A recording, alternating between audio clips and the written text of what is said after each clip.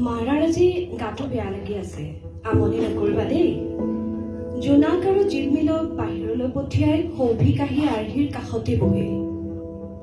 ফুলা ফুলা চকু দুটা দেখি সি ইতিমধ্যে বুজি উঠিছে তাই গোটেই ৰাতি কান্দিছে। নাকান্দিবা বুলি কবলৈ গৈও ৰৈ গল সি। আচলতে এইটো মুহূৰ্তত সি কি বুলি সান্তনা দিব সেইটো ভাবি উলিয়াবলৈকে তাৰ বৰ কঠিন হল। আজি অফিচলৈ যাব নালাগে, নিজকে কিছু সময় দিয়া। আৰু আৰ্হিৰ চুলিৰ মাজেৰে হাত বুলাই সৌভিক উঠিল। অৰু টাৱেলখন দিয়া। অৰু মোৰ চাৰ্টটো বিচাৰি পোৱা নাই। অৰু গাড়ীৰ চাবিটো ক'ত থলা জানো? চকুৰ সন্মুখতে থকা বস্তু এটাকো আৰ্হিয়ে হাতত তুলি দিবলগীয়া মানুহজনে আজি তাইক এবাৰো আমনি নিদিয়াকৈ কামবোৰ কৰি গল। সহায়িকাগৰাকীয়ে বিচনালৈকে আনি দিয়া চাহকাপ খাই আৰ্হিয়ে ফোনটো চালে। কলেজৰ পুৰণি বন্ধু বান্ধৱীৰ মেছেজেৰে ঠাঁ খাই পৰিছে। জোনাক আৰু জিলমিলে আহি এবাৰ ৰাতিপুৱাৰ চুমা দুটা দি থৈ গল। সিহঁতেও বুজি উঠিছে মাকৰ আজি গা মন একোৱেই ভাল লগা নাই। অৰু, মই ওলালো, তুমি নোখোৱা নেমেলাকৈ নাথাকিবা। আজি মই সোনকালে উভতিম বাৰু। জোনাক জিলমিলক আকৌ এবাৰ মাকক দিগদাৰি নিদিবলৈ বুজাই থৈ সৌভিক ওলাই গল। আৰ্হিয়ে ফোনটো হাতত ললে। কেনেকৈ হৈ গল? তই খবৰটো জাননে ভালদৰে? গীতু তাইৰ স্কুলৰ দিনৰে প্ৰিয় বান্ধৱী, সুখ দুখৰ ভাগ কৰিব পৰা সংগী। নাইও, মইতো তই মেছেজটো দিওঁতেহে গম পাইছো সকলোবোৰ ভাগ্যৰ খেল। তই বেছি মন বেয়া নকৰিবি, সৌভিকে বেয়া পাব পাৰে। হয়তো সৌভিকে যে বেয়া পাব পাৰে এই কথাটোতো তাই এবাৰো মনলৈকে অনা নাই।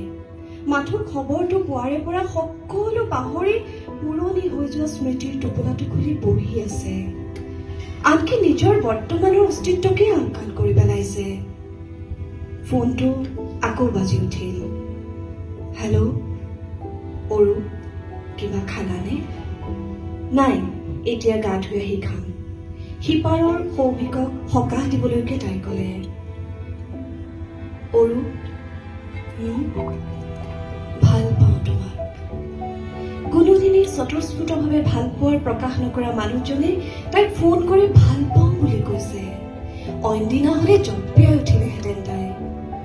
আজি পিছে কোনোমতে উত্তৰটো দিলে। ময়ো। হয়তো তাইৰ দৰে সৌভিকৰ বাবে আজি ভাল পোৱাৰ কিছু উন্মুক্ত প্ৰকাশৰ প্ৰয়োজন। আনদিনাতকৈ সোনকালে উভতি আহিল সৌভিক। আহিয়ে জোৰ কৰিয়ে তাইক বাহিৰলৈ উলিয়াই লৈ গল। নদীখন ঘৰৰ তেনেই কাষত। দুয়ো খোজকাঢ়িয়ে নদীৰ কাষ পালেগৈ। মোক বেয়া পাই আছা সৌভিক? কিয় কিয় বেয়া পাম তোমাক?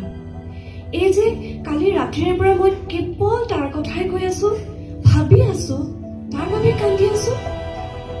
এয়াতো স্বাভাৱিক। 4টা বছৰে তুমি তাৰ লগত সম্পৰ্ক এটাত আছিলা, তাৰ সৈতে গোটেই জীৱনটো কটোৱাৰ সপোন দেখিছিলা। এতিয়া হঠাতে সি নোহোৱা হৈ যোৱাৰ খবৰটোৱে তোমাক বিচলিত কৰি তোলাটো তেনেই স্বাভাৱিক। 4টা বছৰ কেৱল সপোনেই দেখিছিল নে সিহঁতে? এটি এটি পলচোন সপোনৰ দৰে পাৰ কৰিছিল।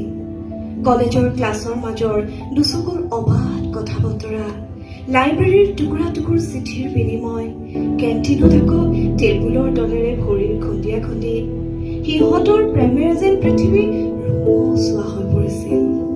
সৰু চহৰখনত কোনেও নজনাকৈ থকা নাছিল সিহঁত দুটাৰ কথা। তাইৰ বেপৰোৱা মনোভাৱে তাকো সাহসী কৰি তুলিছিল। এদিন দুয়োকে চুই চালে। কপা কপা অনভিজ্ঞ হাতেৰে ইজনে সিজনৰ শৰীৰৰ ভূগোলৰ লেখ ললে। তোক ভাল পাওঁ বুলি নহয়, তই যে কেৱল মোৰ সেয়া জানো বাবেহে ইমান কাষ চাপিলো। তই বেয়া নাপাবি ৰাহি। তাইক বুকুৰ মাজত ৰাখিয়েই কথাষাৰ কৈছিল সি।